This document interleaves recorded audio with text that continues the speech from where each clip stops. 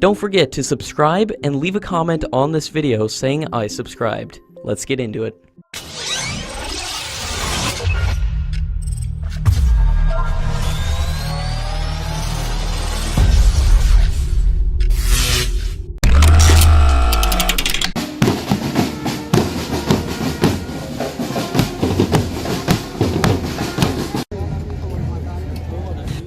In a fine demonstration of operational reach and pursuit of India's Act East policy, two naval ships of Indian Navy's Eastern Command, INS Shakti and INS Kamorta, reached the port of Makassar in Indonesia. The three-day visit is to foster professional and social interactions with the Indonesian Navy, which will further strengthen the strong bond and mutual understanding between the two navies. The presence of the frontline ships comes soon after both India and Indonesia elevated their bilateral ties to a comprehensive strategic partnership during Prime Minister Modi's visit to Indonesia on 29 May.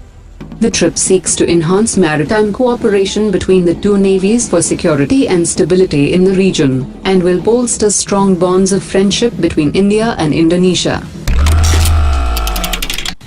The Indian Commerce Minister has conveyed to his US counterpart during their talks last week that India is planning to order 1,000 civilian aircraft over the next 7 to 8 years from the US, and also step up oil and gas purchase. India has calculated that it will be paying about $5 billion a year for the aircraft, and about $4 billion for purchase of oil from the US.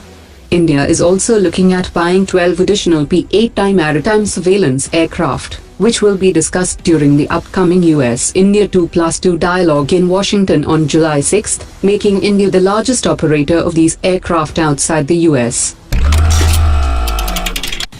China is seeking to follow Russia's footsteps by creating a nuclear-powered icebreaker ship, and military analysts have already begun to wonder if it's a sign that China is inching closer to create a nuclear-powered aircraft carrier. The power unit of the icebreaker ship is huge and can be applied to a nuclear-powered aircraft carrier. China's ambition is to have 4 carrier groups by 2030, and China's Liaoning carrier recently became the lead ship of its first combat-capable carrier strike group.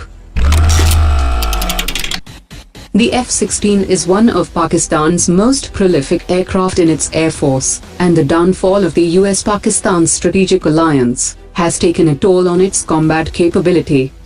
Pakistan now has no choice but to heavily rely on Chinese technology compared to the far advanced American and Western technology. In order to improve its capabilities, Pakistan has signed a contract with Turkey to upgrade all the F-16 versions it has in its air force.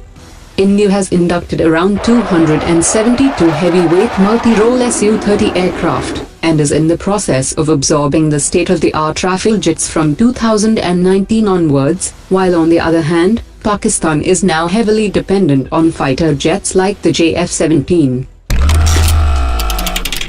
The Prime Minister of Nepal is on a 5-day visit to China, where he held talks with the Chinese president and signed a memorandum of understanding for building a railway link connecting Tibet with Nepal. He also said that the construction would be completed in 5 years. This is his second significant initiative, after he signed a transit trade treaty with China in 2016 to reduce dependence on India for transportation of goods to Nepal.